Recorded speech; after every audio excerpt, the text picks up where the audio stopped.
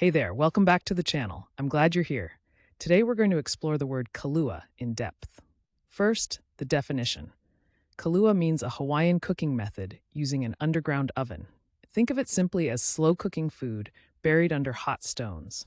Now let's talk about where this word comes from. Origin stories can be fascinating. Kalua traces back to the Hawaiian word kalua, meaning to cook in an underground oven.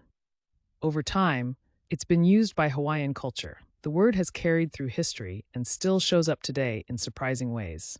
So how do you use Kalua in everyday language? Let's go through some examples. Correct example 1. The pork was perfectly tender and smoky thanks to the Kalua cooking method. Correct example 2. We prepared Kalua chicken for the luau feast. And just for fun, here's a playful wrong example.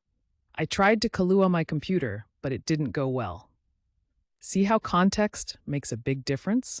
Using Kalua correctly helps your meaning come across clearly, while using it wrong can sound confusing or just funny. Quick recap. Kalua means a Hawaiian cooking method using an underground oven. It comes from the Hawaiian language, and you can use it in sentences like the ones we shared. Now I'd love to hear from you.